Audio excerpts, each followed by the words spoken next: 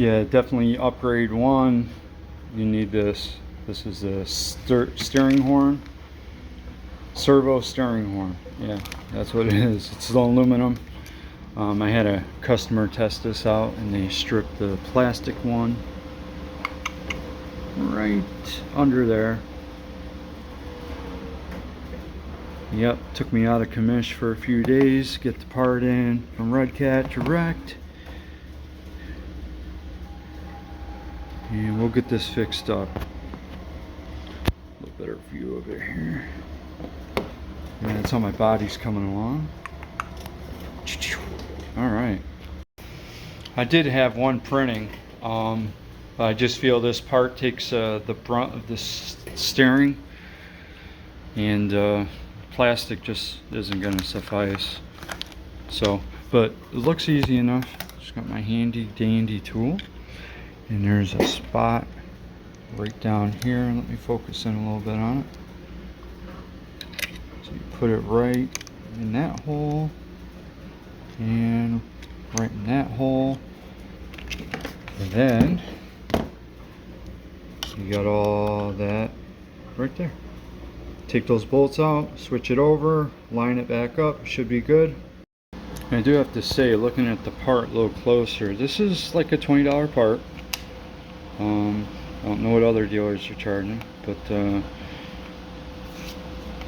it's aluminum. It'll last. It's got a nice Redcat right there. It's got the alignment guide on both sides. So it's a decent little part. I wish they kind of had it with it to begin with, because that's one of the gripes about it, is the steering horn, and the stock plastic one is just a little weak. Or I did something wrong, but it was a customer driving, so. Alright, I'll get it installed. Alright, so I do want to say, if you do like the way that your RDS is drifting or set up, and you're doing the servo horn replacement, which you should, just note where that notch is so you have a beginning point. It's really hard to see, but there's the notch and then the notches.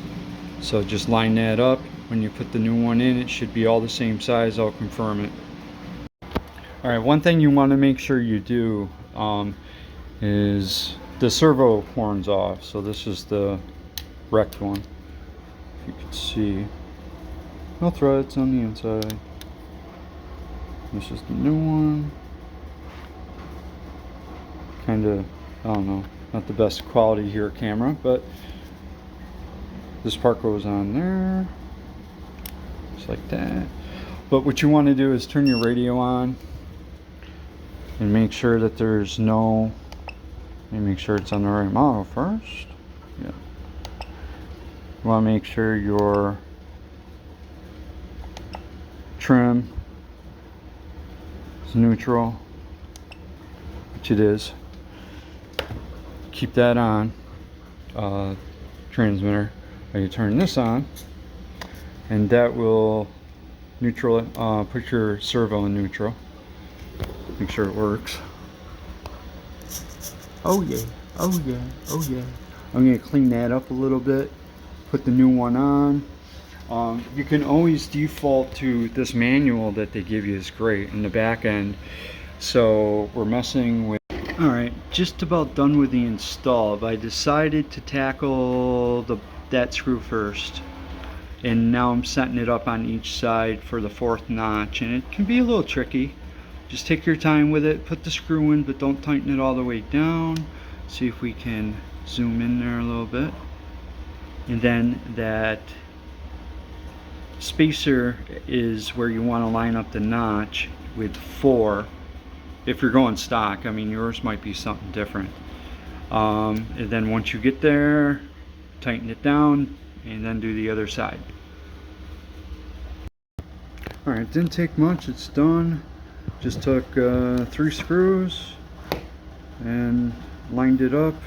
So initially I tightened this side down where it was supposed to be real tight, and couldn't get the other side lined up. So you have to tighten it just a little bit on the side, and then line up that side, tighten it just a little, make sure it's still good, tighten it down, make sure it's still good, tighten it down, just to get exactly where it needs to be.